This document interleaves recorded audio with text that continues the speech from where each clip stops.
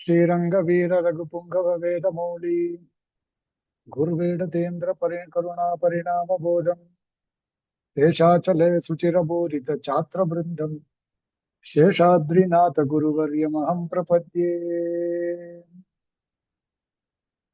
எல்லாருக்கும் அடியனுடைய பிரணாமங்கள்.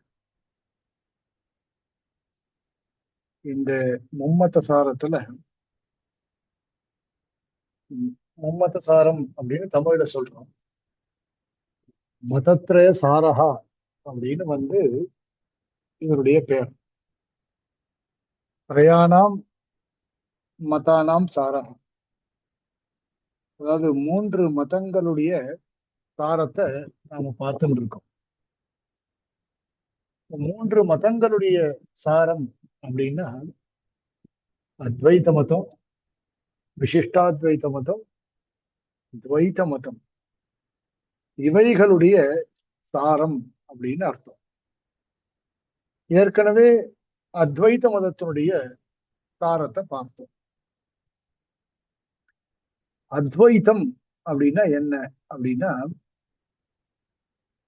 துவயோர் பாவஹ த்விதா த்விதைவ துவைதம் நவித்யதே துவைதம் யஸ்மின் அத்வைதம். துவயோர் பாவஹா அப்படின்னா இரண்டினுடைய பாவம். பாவம்னா தன்மைன்னு அர்த்தம். இரண்டு தத்துவங்களுடைய தன்மை. அந்த இரண்டு தத்துவங்கள் சேர்ந்ததுதான் துவைத்தம் அப்படின்னு சொல்லப்படுறது. இரண்டு தத்துவங்கள் தான் துவைத்தம். அந்த இரண்டு தத்துவங்கள் என்பது தனித்தனியாக இல்லை, ஒன்றாக இருக்கின்றது என்பதை காட்டுவதுதான் அத்வைத்தம். நவித்யதே ஜீவோ பிரம்மைவ நாபரஹா நத்வைத்தம் அத்வைத்தம். அதாவது துவைதம் இரண்டாவது என்பது ஒன்று இல்லை அப்படின்னு சொன்னது அத்வைத்தம். அதனுடைய நேர் அப்படியே இருக்கக்கூடியது துவைத்த மதம். அப்படின்னா என்ன அர்த்தம்? இரண்டாவது ஒன்று இருக்கிறதுன்னு அர்த்தம். இரண்டு அப்படின்னா ஜீவன் பிரம்மம் என்று சொல்லக்கூடியதான இரண்டு. அந்த இரண்டும் உண்மை என்று சொல்லக்கூடியது. அதாவது இருவருமே உண்டு. ஜீவனுக்கும் பிரம்மத்திற்கும் சேர்க்கை என்பது எப்பொழுதுமே கிடையாது. ஜீவனும் பிரம்மமும் ஒண்ணு அப்படின்னு எப்பவுமே சொல்ல முடியாது. எல்லா சமயங்கள்லயுமே எல்லா சமயங்கள்லயுமே பத்தாவஸ்தையிலேயா இருக்கட்டும், அல்லது முக்தாவஸ்தையிலேயா இருக்கட்டும், நித்யாவஸ்தையிலேயா இருக்கட்டும், அல்லது தத்துவமசி என்கின்றதான வாக்கியார்த்த ஞானத்தை பெற்ற பிறகாக இருக்கட்டும், எப்பவுமே ஜீவன் பிரம்மம் அபேத ஞானம்ன்றதே கிடையாது. எப்பொழுதுமே பேத ஞானம், ஜீவன் வேற பிரம்மம் வேற அப்படின்னு தெரிவிப்பது என்பது துவைதத்தினுடைய வேலை. இப்போ இந்த மதம் என்பது நவீன மதம், இது பிராச்சீன மதம் கிடையாது. பிராச்சீன மதம் அப்படின்னால் அத்வைத மதம், விசிஷ்டாத்வைத மதம், இதெல்லாம் பிராச்சீன மதங்கள். அத்வைத்தமா விசிஷ்டாத்வைத்தமா அவைகளுக்குள்ள பிராச்சீனம் எதுன்றது நமக்கு வேண்டாம். ஏன்னா நம்முடைய விசிஷ்டாத்வைத்தம்ங்கிறது லக்ஷ்மிநாத சமாரம்பாம்னு பரமாத்மா தொடக்கமாக சொல்லக்கூடியதாக இருக்கிறது. அந்த விசாரத்துக்குள்ள நாம போக வேண்டாம். பிற்பாடு ஏற்பட்ட சுவாமி தேசிகன் காலத்திலேயே இந்த மதத்தினுடைய ஒரு ஆரம்பம் நம்மளால பார்க்க முடியாது. ஏன்னா சில ஸ்லோகங்கள்ல சொல்லியிருக்கார் அப்படின்னு பெரியவாள் உதாகரித்திருக்கிறார்கள். மத்சன்னிகிருஷ்டம் அபிவா மதமாசிரயந்தகா என்கின்றதான பிரசித்தமான சர்வார்த்த சித்தி ஸ்லோகங்களின் மூலமாக துவைத மதம் குறிப்பிடப்படுகிறது அப்படின்னு சில இடங்கள்ல சொல்லப்பட்டிருக்கு. சுவாமி தேசிகன் காலத்திற்கு பிறகு வந்த ஆச்சாரியர்கள், அனந்தாழ்வான் முதலான பிரசித்தமான ஆச்சாரியர்கள் துவைத மதத்தை ஆங்காங்கே கண்டித்திருக்கிறார்கள். அவருடைய வாதாவளி கிரந்தத்துல இந்த ஆனந்த தாரதமிய கண்டனங்கள்லாம் இருக்கு. அதெல்லாம் நாம பார்த்திருக்கோம். அதனால துவைத மதத்தை பிற்பாடு வந்த ஆச்சாரியர்கள் கண்டித்திருக்கிறார்கள். அதற்கு முன்பு இருந்த ஆச்சாரியர்கள் அதை பற்றி பிரஸ்தாவிக்கவில்லை. ஏன்னா ரெண்டு பேருக்குமே பேதத்துல அபிப்பிராயம் இல்லை, அபேதத்துல அபிப்பிராயம் இருந்தது. ஹிட்டாத்வைத சித்தாந்தத்துல பேதத்தை அங்கீகரித்திருக்கிறார்கள் அப்படின்னாலும் கூட சரீராத்ம பாவத்தின் மூலமாக அபேதத்தையும் தெரிவிக்கிறார்கள். அதனால பேதம் என்பது ஜீவனுக்கும் பிரம்மத்திற்கும் எப்பொழுதுமே உண்டு என்பதை காட்டுகிறது. இந்த இப்போ அனுப்பி இருக்கக்கூடியதான அந்த புஸ்தகத்துல துவைத மதத்தை பற்றி கொஞ்சம்தான் இருக்கு. ரொம்ப பிரசித்தமாகலாம் அந்த விஷயத்தெல்லாம் சொல்லல. அடியனிடத்துல இன்னொரு புஸ்தகம் இருக்கு, தமிழ்ல இருக்கு. அதை நான் அப்புறமா, அது கிடைக்கல எனக்கு, நான் தேடி போடுறேன். மெட்ராஸ் யூனிவர்சிட்டியோட ஒரு வைஷ்ணவிசம் டிபார்ட்மெண்ட்டோட ஒரு புஸ்தகம், அது என்னிடத்துல இருக்கு. அதுல கொஞ்சம் விஷயங்கள் இருக்கு. அதை நான் தமிழ்ல இருக்கிறது அது அப்படியே பிடிஎஃப் எடுத்து போடுறேன். யாருக்கு தமிழ் தெரியாதோ அவர்களுக்கு தேவைப்பட்டா நான் இங்கிலீஷ்லயும் ட்ரை பண்ணி அதை மாத்தி கொடுக்குறேன். அப்படி அதுவும் இல்லைன்னா சம்ஸ்கிருதம் தான் வேணும்னா சம்ஸ்கிருதத்திலயும் மாற்றி கொடுக்குறேன். கொஞ்சம் டைம் தேவை அதுக்கெல்லாம். இப்போ இந்த துவைத மதத்தை பத்தி நாம இன்னைக்கு பார்க்க போறோம். துவைத்தம் அப்படின்றது வேதாந்த தத்துவங்கள்ல முக்கியமா இருக்கக்கூடியதான ஒரு விஷயம். உத்தரமீமாம்சையில பிரம்மசூத்திரத்திற்கு வியாக்கியானம் எழுதிய மகான்கள்ல மத்வ தீர்த்தர் அப்படின்னு ஒருத்தர். அவர்கள்லயும் அவாந்தர பேதங்கள் நிறைய இருக்கு. இந்த மத்வ தீர்த்தருடைய பாஷ்யம் தான் மத்வ பாஷ்யம் அப்படின்னு சொல்லப்படுறது. எல்லாருக்கும் பிரசித்தமா தெரிந்தவர் அந்த ராகவேந்திரர். சில பேர் என்ன சொல்றா, இந்த ராகவேந்திரர் தான் மத்வர் அப்படின்னு சொல்றா. ஆனால் நம்ம பெரியோர்கள் அதை பத்தி சொல்லும் பொழுது ராகவேந்திரர் என்பது பின்னாடி வந்தவர், மத்வர் தான் முதல் இருந்தவர். அதன் பிறகு இந்த மூன்றாவது பீட்டாதிபதியோ நான்காவது பீட்டாதிபதியோ அது மாதிரி ஏற்பட்டவர் தான் ராகவேந்திரர் அப்படின்னும் சொல்லப்பட்டிருக்கு. அதையும் சொல்றார்.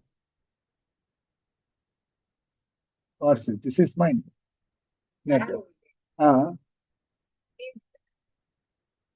சிவப்புக்கு இது போட முடியாது. சிவப்பு சி இரண்டாவது வராது. என்னோடது வேணா மாத்திக்கலாம். இது கிளாஸ்ல இருக்க இதை உள்ள வச்சு பழச உள்ள வச்சு யூஸ் பண்ணி. சரி, இப்போ பேதம் என்பது எப்பொழுதுமே உண்டுன்னு சொன்னோம் இல்லையா? முதல்ல இதை தெரிஞ்சுப்போம். மத்வ தீர்த்தர் பிரம்மசூத்திரத்திற்கு வியாக்கியானம் எழுதியிருக்கிறார். அவர்களை பொறுத்த வரைக்கும் அச்சேதனம், சேதனம், பிரம்ம இவைகளுக்குள்ள பரஸ்பரம் பேதமானது கண்டிப்பா உண்டு. பஞ்சபேதவாதினகா அப்படின்னு சொல்லப்படுறார்கள் அவர்கள். பஞ்சபேதவாதினகா அப்படின்னா 5 பேதங்களை அவர்கள் நித்தியமாக ஏற்றுக்கொண்டிருக்கிறார்கள். எப்படி அப்படின்னா,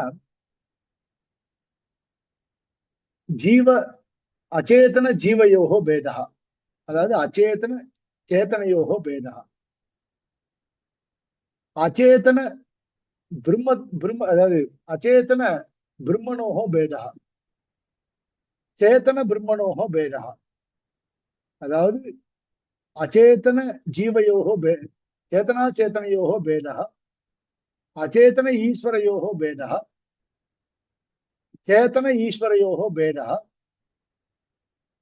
அச்சேதன அச்சேதனையோகோ பேதா, சேத்தனா சேத்தனையோகோ பேதா அப்படின்னு 5 சொல்லப்படுகிறது. மறுபடியும் சொல்றேன். அச்சேதனத்திற்கும் அச்சேதனத்திற்கும் இருக்கக்கூடியதான பேதம், அச்சேதனத்திற்கும் சேத்தனத்திற்கும் இருக்கக்கூடியதான பேதம், சேத்தனத்திற்கும் இருக்கக்கூடியதான பேதம், சேத்தனத்திற்கும் ஈஸ்வரனுக்கும் இருக்கக்கூடியதான பேதம், அச்சேதனத்துக்கும் ஈஸ்வரனுக்கும் இருக்கக்கூடியதான பேதம். இப்படி எப்படி ஒரு பொருளுக்கும் மற்றொரு பொருளுக்கும் பேதமானது இருக்கின்றதோ அது மாதிரி இந்த 5 பஞ்சபேதவாதிகள் 5 பேதங்களும் முக்கியமான ஒன்று அப்படின்னு சொல்லப்படும். இப்போ துவைத்தம் அப்படின்னு சொல்றதுக்கு இருமை 2 அப்படின்னு சொன்னோம். 2 தன்மைகள் எது அப்படின்னா, இந்த பெருமாள் ஈஸ்வரன் ஒரு தத்துவம், இந்த ஜீவன் இந்த அச்சேதனம் இது சேர்ந்து ஒண்ணு, ஜெகத்து ஈஸ்வரன் அப்படின்ற 2 சேத்தனா சேத்தனாத்மகமா இருக்கக்கூடியதான ஜெகத்து. அவர்களுடைய மதத்துல ஜெகத் சத்தியம், நம்மள மாதிரியே ஜெகத் சத்தியம். இந்த மகாவிஷ்ணு அப்படின்ற ஒரு தத்துவம் தான் பரமார்த்த பூதமான தத்துவம். பிரம்மமும் சத்தியம், ஜீவனும் சத்தியம். இந்த இந்த மத்வாச்சாரியர் அப்படின்றவர் ஏறக்குறைய இவர் 13th செஞ்சுரியில அவதரித்தார் அப்படின்னு சில இடங்கள்ல சொல்லப்பட்டிருக்கு. ஆனால் இவர் பிரசித்தமா இந்த மதம் வெளியில தெரிஞ்சது அப்படின்னா ஏறக்குறைய ஒரு 600 இயர்ஸ் அப்படின்றது, அப்பதான் இவர் வெளியில தெரிஞ்சார் அப்படின்னு சொல்லப்படுறது. அதுக்கு முன்னாடி இவர் இந்த மதம் வெளியில தெரியல. இவருக்கு பின்னாடி வந்த ஆச்சாரியர்கள் எல்லாருமே பின்னாடி அப்புறம் வெளியில தெரிந்தார்கள். இவருக்கு முக்கியமான ஒரு இந்த மதத்தை சேர்ந்தவர்கள் அபினவ அந்நதாக்கியாதிவாதினா அப்படின்னு சொல்றா இவாளுக்கு அபினவ நையாயிக்காக அப்படின்னு ஒரு பேர். இவர்களுக்கு நியாயம் தான் ரொம்ப முக்கியம், நியாய சாஸ்திரம் தான் ரொம்ப முக்கியம். இவா நையாயிக்கால ஃபாலோ பண்ணிட்டு தான் வந்திருக்கா. இவர்கள் ஒன்றும் தனியா இவர்களுக்கு வேற ஒரு கருத்துக்களும் கிடையாது. 95% நையாயிகர்கள் எதை தெரிவிக்கிறார்களோ அதுதான் இவாளுடைய வாதம். கொஞ்சம் இவா என்ன பண்றா அப்படின்னா வேதாந்தமா இருக்கும் இல்லையோ, வேதாந்தமா இருக்கிறபடினால இவர்கள் பிரம்மம், பிரபஞ்சம், சத்தியம், அப்புறம் ஜீவன், ஈஸ்வரன் இப்படி எல்லாம் தெரிவிக்கிறார்கள் சில விஷயங்கள். இவாளுடைய மதத்துல பார்த்தால் பிரமாணங்கள் 4 தான். எப்படின்னா பிரத்யக்ஷம், அனுமானம், உபமானம், சப்தம். நையாயிகர்களுக்கும் பிரத்யக்ஷம், அனுமானம், உபமானம், சப்தம். இவர்களுக்கும் பிரத்யக்ஷம், அனுமானம், உபமானம், சப்தம். இந்த சேத்தனா சேத்தனாத்மகமான ஜெகத்திற்கு காரணபூதனாக இருக்கக்கூடியவன் சாட்சாத் பரமாத்மா தான், மகாவிஷ்ணு தான் காரணபூதனாக இருக்கக்கூடியவன். இதுலயும் பக்தி மூலமாகத்தான் மோட்சம் என்பது உண்டு. அத்வைத மதத்தை காட்டிலும் இவர்களுக்கு அத்தியந்தமானது வேதம் இருக்கு. அத்வைதிகள் சொல்லக்கூடிய எதையுமே இவர்கள் ஏற்றுக்கொள்ளவில்லை. விசிஷ்டாத்வைதிகளுக்கும் இவருக்கும் அவ்வளோ பேதங்கள் கிடையாது. பல விஷயங்கள்ல இவருக்கும் பேதங்கள் ஒன்றும் கிடையாது. நமக்கு விரோதமாக வரக்கூடிய இவர்கள் முக்கியமா ஆனந்த தாரதமியம் அப்படின்னு ஒண்ணு சொல்றான். இப்ப நிரஞ்சன பரமம் சாமியம் உபைதி அப்படின்னு ஸ்ருதி வாக்கியம் இருக்கு. பரமமோட்சத்துல எல்லாருமே ஒண்ணு நம்மளை பொறுத்த வரைக்கும். இவர்களுக்கு உபாசனத்துல பேதம் இருந்தால் உபாயே பேதகா எதி சியாத் தர்ஹி உபேயேபி பேதகா சியாத். உபாயம் உபேயம்னு ரெண்டு. அதாவது உபாசனம் பலம் அப்படின்னு ரெண்டு. உபாசனத்துல பேதம் இருந்தால் பலத்திலையும் பேதம் இருக்கும் அப்படின்னு இவர்களுடைய அபிப்பிராயம். ஸ்ரீகாந்த் உபாசனம் பண்றதுக்கும் மற்ற ஒரு மகான் உபாசனம் பண்றதுக்கும் வித்தியாசம் இருக்கு. உபாசனத்துல பேதம் இருந்தால் ஒருத்தர் திங்கக்கிழமை மோட்சத்துக்கு போறார், ஒருத்தர் ஒரு மாசம் கழிச்சு மோட்சத்துக்கு போறார் அப்படின்னு வச்சுக்கோங்களேன். இப்போ அதுல பலத்திலையும் பேதம் உண்டு. உபாயே பேதகா எதி சியாத் தர்ஹி உபாயேபி பேதகா சியாத். இதுதான் ஆனந்த தாரதமிய கண்டனம் அப்படின்னு சொல்லப்படும். நம்முடைய சித்தாந்தத்துல இதை கண்டிச்சு விடுறா பிரதானமா. இது மாதிரி பல விஷயங்கள் நாம அனிதாக்கியாத்திய ஒத்துக்கல, நாம ஒத்துக்கிறது யதார்த்த கியாதி. இவர்கள் அனிதாக்கியாத்திய ஏற்றுக்கொண்டு அதை கொஞ்சம் பரிஷ்காரம் பண்ணி, வேதாந்தியோ இல்லையோ அதனால கொஞ்சம் பரிஷ்காரம் பண்ணி அபினவ அந்நியதாக்கியாதிவாதா அப்படின்னு ஒத்துருக்கார் இவர். நம்முடைய பட்சத்துல பரமாத்மா மகாலட்சுமி ரெண்டு பேரும் ஒண்ணு. ஆனால் இவர்களுடைய பட்சத்துல பரமாத்மா தனி, மகாலட்சுமி ஜீவர்கள் எல்லாருமே தனி. உத்தம புருஷஸ்து அந்யா பரமாத்மேதி உதாகிருதா அப்படின்னு பகவத்கீதை ஸ்லோகம் இருக்கிறபடினால உத்தம புருஷனாக இருக்கக்கூடியவன் சாட்சாத் பரமாத்மா தான். அவனோட யாரும் சேர முடியாது. அதற்கு அடுத்துதான் எல்லாருமே. அது மகாலட்சுமியாக இருந்தாலும் கூட அவளும் அதற்கு அடுத்துத்தான் அப்படின்னு நம்மள எப்படி ஏற்றுக்கொண்டு இருக்கிறார்களோ அதுபோல் இவரும் அவளை ஒண்ணு சொல்ல, நம்மள சில பேர் அது மாதிரி சொல்றதுன்றது அதுக்கு வேற காரணம். இவன் அந்த காரணங்கள்லாம் சொல்லல. சமபுருஷா பரமாத்மா என்பவன் ஒருவன், மற்றவர்கள் எல்லாமே அவருக்கு கீழ்ப்பட்டவர்கள் என்பதாக தெரிவிக்கிறார்கள் இந்த இடத்துல. இதுல ரொம்ப முக்கியமான ஒரு விஷயம் அப்படின்னு பார்த்தால், இந்த துவைத மதத்துல இதுல நாராயணன் தான் பரதத்துவம்னு சொல்லியாச்சு. அதுல துவைத்தினாம் மதே ஸ்ரீ மகாவிஷ்ணு சர்வேபியா தேவேபியா உத்கிருஷ்டதமஹா. துவைத்திகளுடைய மதத்துல பார்த்தால் மகாவிஷ்ணுவானவர் சர்வேபியா தேவேபியா உத்கிருஷ்டதமஹா, எல்லா தேவர்களை காட்டிலும் மிகவும் உயர்ந்தவராக சொல்லப்படுகிறார். அஸ்மின் சர்வேபி கல்யாண குணாக விலசந்தி. எல்லா இந்த மகாவிஷ்ணுவனிடத்தில் எல்லா கல்யாண குணங்களும் பொருந்துகின்றன அப்படின்னு துவைத்திகளுடைய வாதம். ந அஜ்ஞானாதி கந்த லேசா அஸ்மின் அஸ்தி. அத்வைத்திகள் சொல்றா போல பிரம்மத்திற்கே அஜ்ஞானம் என்கின்றதான ஒரு தோஷம் ஏற்படுகிறது அப்படின்னு அவர்கள் சொன்னார்களே, அது மாதிரிலாம் இங்க கிடையவே கிடையாது. அஜ்ஞானம், அப்பௌருஷேயம், ஏய குணங்கள், இது மாதிரியான சப்தங்களுக்கெல்லாம் சம்பந்தமே கிடையாது பரமாத்மாவினிடத்துல. அவ்வளவு சுத்தமானவன் இந்த பரமாத்மா.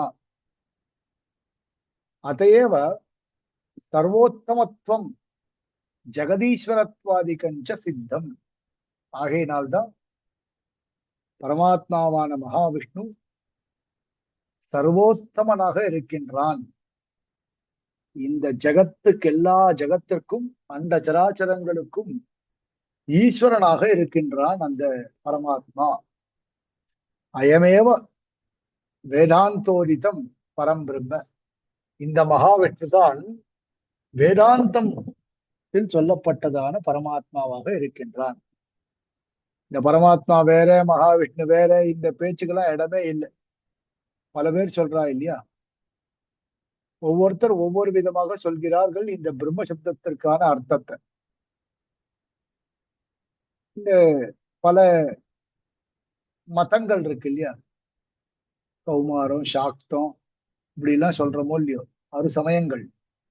அதுல ஒவ்வொருத்தர் ஒவ்வொரு விதமாக தெரிவிக்கிறார்கள் அறு சமயங்களுடைய படைப்புகளை. அது எல்லாத்தையும் இந்த இடத்துல இவர்களும் கண்டிக்கிறார்கள். சாட்சாத்து வேதாந்தத்துல சொல்லப்பட்டதான பரபிரம்மம் என்பது மகாவிஷ்ணு மட்டும்தான். சிருஷ்டி ஸ்திதி லயாதீனாஞ்ச கர்த்தா. அந்த பரமாத்மா தான், மகாவிஷ்ணு தான் சிருஷ்டி ஸ்திதி லயம் முதலானவைகளை செய்கின்றார். இந்த சிருஷ்டி ஸ்திதி பிரளயங்களுக்கு கர்த்தாவாக அந்த பரமாத்மா இருக்கின்றார். ஜீவாத்மனக பரமாத்மனக அத்தியந்தம் பின்னாக. ஜீவாத்மா என்பவன், பரமாத்மா என்பவன், இவர்கள் ரெண்டு பேருக்கும் இங்க பேதமானது சொல்லப்படுறது. பரஸ்பரம் பேதமானது சொல்லப்படுறது. இவா வேற, அவ வேற. இவ ரெண்டு பேருக்கு சம்பந்தமே கிடையாது. அது சரீராத்ம பாவமா இருக்கட்டும், பகதாத்து பாவமா இருக்கட்டும், எதுவானா இருக்கட்டும், இவர் வேற அவர் வேற, அவருக்கு இவருக்கு சம்பந்தமே கிடையாது. அனந்தாச்ச, இவருடைய பட்சத்திலையும் ஜீவர்கள் என்பது அனந்தாக. அப்ப இதுல இருந்து என்ன ஏற்படுகிறது? அத்வைதிகள் சொன்ன ஏகஜீவவாதம் என்பது கண்டிக்கப்படுகிறது. இவருடைய பட்சத்துல ஜீவர்கள் என்பவர் அனந்தாகா அப்படின்னு சொல்லியிருக்காங்க. வேதாந்தேஷு ஜோகிஷ்யமானஹா பரமாத்மா அயமேவ. வேதாந்தத்துல பிரசித்தமாக தெரிவிக்கப்பட்டதாக பரமாத்மா என்பவன் அயமேவ அப்படின்னா இந்த விஷ்ணுதான். ஏஷு ஜாதித்வயம் அஸ்தி. இந்த இந்த ஜீவர்கள் அப்படின்னு சொல்லப்பட்டதான விஷயங்கள்ல ஜாதித்வயம் அஸ்தி. என்ன அப்படின்னா, புஞ்சாதிகி ஸ்திரீ ஜாதிகி அப்படின்னு ரெண்டு சொல்றான். அப்படின்னா என்ன அப்படின்னா, புருஷ ஜாதிகி ஸ்திரீ ஜாதிகின்னு ரெண்டு பேர். ஜாதிகின்னா இங்க வேற அர்த்தம் கிடையாது. புருஷ சப்தத்தை சேர்ந்தவர்கள், ஆண்கள் பெண்கள் அப்படின்னு ரெண்டா பிரிச்சு காண்பிக்கிறான். புருஷ ஜாத்தியாக கர்மதசாயாம் கர்ம பாஷைகி பத்தாக ஸ்திரீத்வம் ஸ்திரீத்வம் ஆபன்னாக அப்படி மோக்ஷே ஸ்திரீத்வமேவ பஜேரன். ஸ்திரீஜாத்தியாஸ்து மோக்ஷே சம்சாரதசாயாஞ்ச ஸ்திரீத்வமேவ ஆபன்னாக பவேயுः. ஏதே ஜீவாः முக்தியோக்யாः நித்யம் சம்சாரிணः தமோயோக்யாः இதி த்ரிதா வர்ணனேன. சரி, இப்போ இந்த புஞ்சாத்தியர்கள், பும்ஸ்துவ ஜாத்தியர்கள் இருக்கா இல்லையா, இவாள்லாம் கர்மதசாயாம் கர்மபாஷைகி பத்தாக, கர்மாக்களின் மூலமாக பீடிக்கப்பட்டவர்களாக பத்த ஜீவர்களாக இருக்கக்கூடியவர்கள். இதே மாதிரிதான் ஸ்திரீத்துவம் ஆபன்னாக அப்படி, ஸ்திரீத்துவ ஜாதியில பிறந்தவர்களும் அப்படித்தான். ஆண்களாக பிறந்தவர்களும் பெண்களாக பிறந்தவர்களும் பத்த தசையில் இருக்கும் பொழுது கர்மாக்களினால் கட்டுண்ண பண்ணப்பட்டவர்களாக இருப்பார்கள்.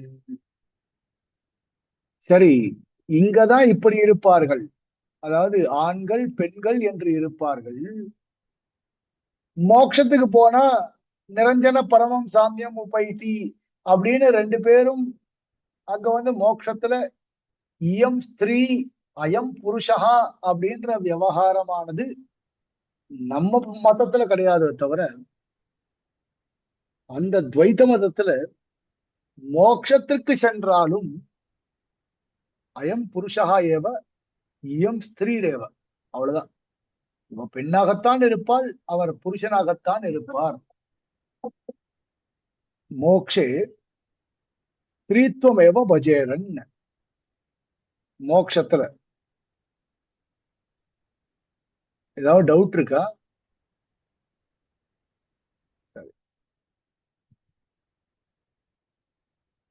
மோட்சத்துல ஸ்திரீத்வமேவ பஜேரன். மோட்ச காலத்துல இவர்கள் ஸ்திரீத்வத்தை தான் அடைவார்கள். ஸ்திரீ ஜாத்தியாஸ்து மோக்ஷே சம்சார தசாயாஞ்ச ஸ்திரீத்வம் ஆபன்னாக பவேயு. அது எப்படி இருந்தாலும் இங்கேயும் அவர்கள் அப்படித்தான் பெண்களாகத்தான் இருப்பார்கள், அங்கேயும் ஆண்களாகத்தான் இருப்பார்கள், இப்படித்தான் இருப்பார்கள். அதாவது பத்த தசையில கர்மாக்களை அனுஷ்டித்து அவர்கள் மோட்சத்திற்கு எப்படி செல்கிறார்களோ மோட்ச தசையிலும் அப்படித்தான் இருப்பார்கள். ஏதே ஜீவாக முக்தி யோக்கியாக. இங்க இருக்கக்கூடியதான பத்த தசையிலே இருக்கக்கூடியதான ஜீவர்கள் எல்லோரும் முக்தி யோக்கியாக, அதாவது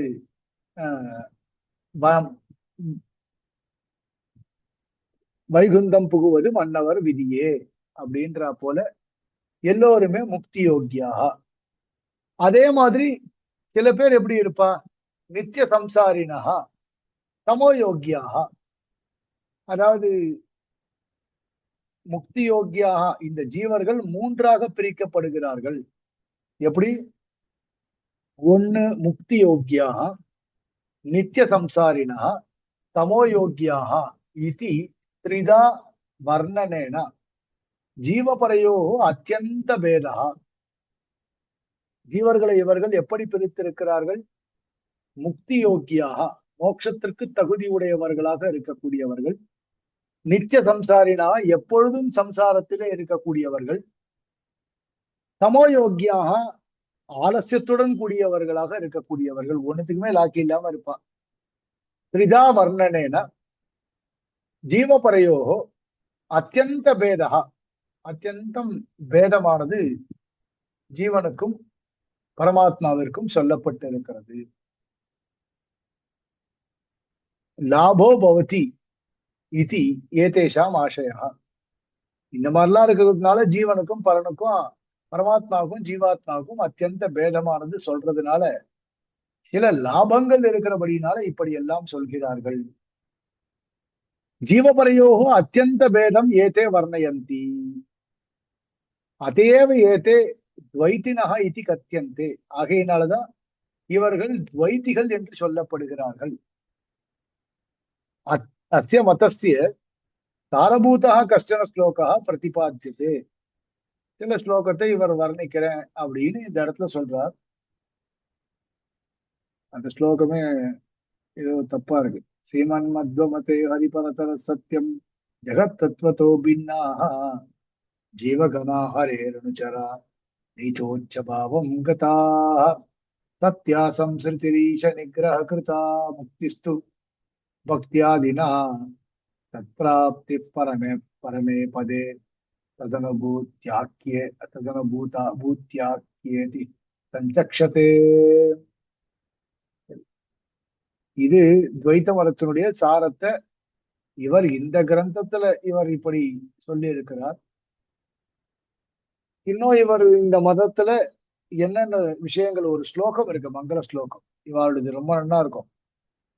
நிகில குணநிகாயம் நித்திய நிர்தூதஹேயம் சுப தமமதிமேயம் சுத்த சௌக்கியாப்தியுபாயம் சகல நிகமகேயம் சர்வசப்தாபிதேயம் நவஜலதரகாயம் நௌமி லக்ஷ்மி சகாயம் அப்படின்னு இவாளுடைய நம்மள்துல எப்படி இந்த மாதிரி நியாய சித்தாஞ்சனம் தத்துவமுக்தா கலாபகா இப்படின்ற கிரந்தங்கள்லாம் பிரசித்தமான கிரந்தங்களோ அது மாதிரி இவாளுடைய பட்சத்துல நியாயாமிருத்தம், நியாய சுதா இது மாதிரியான கிரந்தங்கள்லாம் ரொம்ப பிரசித்தமான கிரந்தங்கள்.